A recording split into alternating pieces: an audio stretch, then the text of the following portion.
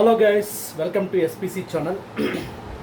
So elections అయిపోయాయి, అందరు vote వేశారని అనుకుంటున్నాను. సో ఇదే చాలా క్రూషియల్ టైం. జూన్ 4 వరకు మనం వెయిట్ చేయాలి ఎలక్షన్స్ రిజల్ట్స్ రావాలంటే. కాకపోతే ఇక్కడ మనం ఒకటి గమనించాలంటే చాలామంది బెట్టింగ్ పెడుతున్నారు. ఇప్పుడు అసలే ఐపీఎల్ సీజన్, తర్వాత పోలింగ్ సీజన్. సో రెండు వచ్చాయి కనుక ఈ బెట్టింగ్ అనేది చాలా సాధారణమైన వ్యక్తుల దగ్గర నుంచి హై క్లాస్ వ్యక్తుల వరకు, డబ్బున్న వాళ్ళ దగ్గర నుంచి పేదవాళ్ళ వరకు అందరూ దీనికి అట్రాక్ట్ అయిపోయి బెట్టింగ్ అనేది పెడదామని చెప్పేసి పెడుతున్నారు. మీరు 2014లో చూసుకున్నట్టయితే లాస్ట్ టైము చాలామంది చెప్పకూడదు కానీ పిల్లల తాలిబొట్లు కూడా పెట్టిన వాళ్ళు ఉన్నారు. సో చాలామంది ఆత్మహత్య చేసుకున్నారు. సో దాన్ని మీరు పరిగణలోకి తీసుకుని ఈసారి ఎటువంటి బెట్టింగ్లకు జోలికి వెళ్ళకండి. ఈ యొక్క 2024 యొక్క సంవత్సరంలో జరుగుతున్న ఎలక్షన్స్ ఈజ్ డిఫరెంట్.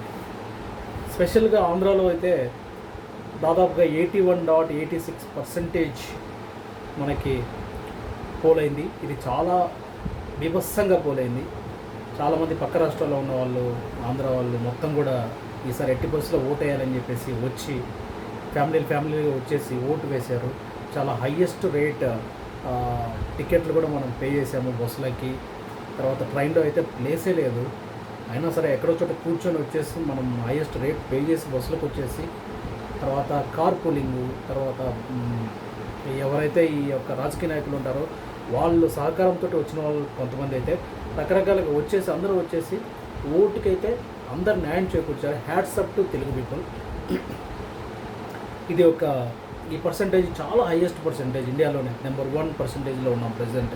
సో నాకు తెలిసి ఇదే ఫైనల్గా నెంబర్ 1% అవుద్దని నేను అనుకుంటున్నాను. సో ఇక కమింగ్ బ్యాక్ టు బెట్టింగ్స్.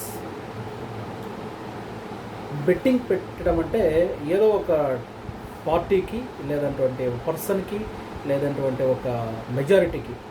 అంటే ఎలా ఉంటుందంటే ఫస్ట్ వచ్చేసి ఈ పార్టీ కూటమి గెలవబోతుందా, లేకపోతే జగన్ ప్రభుత్వం తిరిగి రాబోతుందా అనేది ఒక బెట్టింగ్, ఫస్ట్ బెట్టింగ్.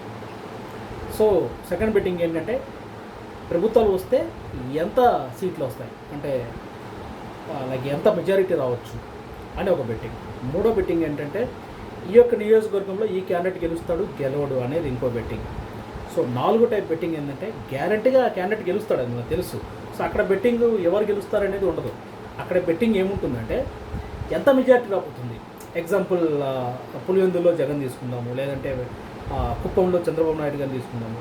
సో అక్కడ వీళ్ళకి మెజారిటీ ఎంత వస్తుంది అనేదే మన వాళ్ళు బెట్టింగ్ పెడతారు. సో మీరు ఎట్టి పరిస్థితుల్లోనూ ఇటువంటి అనవసరమైనటువంటి బెట్టింగ్లకు వెళ్ళకండి. ఎందుకంటే ఈసారి చాలా టఫ్ ఫైట్ ఉంది మనకు. లైక్ అనాలిసిస్ ప్రకారం అయితే ఎవరు గెలిపోతారో చెప్పలేరు. సో మీ అందరికీ తెలుసు, చాలామంది అటు సైడ్ వాళ్ళు గెలుస్తారు, ఇటు సైడ్ వాళ్ళు గెలుస్తారు. మీరు నమ్మకంగా మీరు ఉండొచ్చు, but don't believe that. So betting అయితే వెళ్ళకండి. అది 500, 5,000, 5 లక్షల, 50 లక్షల సంబంధమే లేదు. బిల్డప్స్ కోసం వెళ్ళి, పట్టింపుల కోసం వెళ్ళి, మావాడు గెలుస్తాడు నేను బెట్టింగ్ పెడతా చూడు, డోంట్ గో. ఫైనల్గా లాస్ అయ్యేది నువ్వే, మీ వాడు కాదు లాస్ అయ్యేది, నువ్వే లాస్ అవుతావు.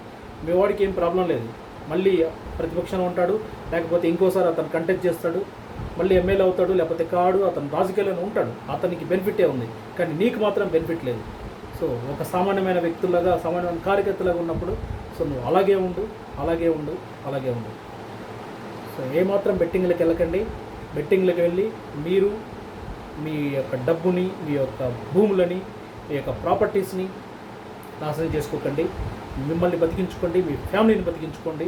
మీ ఫ్యామిలీని నమ్ముకొని, మిమ్మల్ని నమ్ముకొని మీ ఫ్యామిలీ ఉంది కాబట్టి మీరు బతికించుకోండి.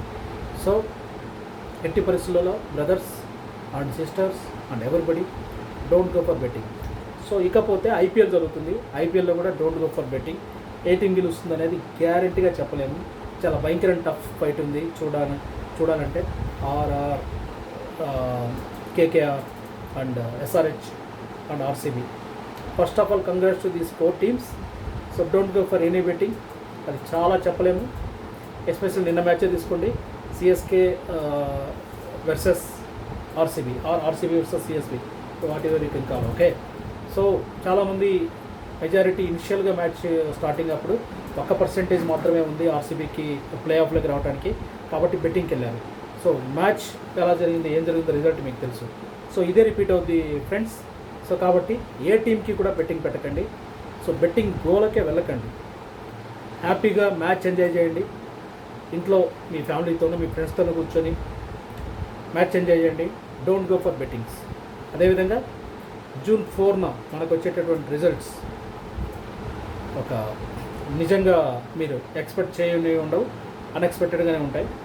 So don't go for betting for political area also. So this is my kindly request to all of our channels subscribers. ఎవరైతే ఈ వీడియో వాచ్ చేస్తున్నారో please share and subscribe and like and మీ ఫ్రెండ్స్కి మీ ఫ్యామిలీస్కి షేర్ చేయండి. ఇది ఒక మంచి విషయం. Don't go for betting. Thank you.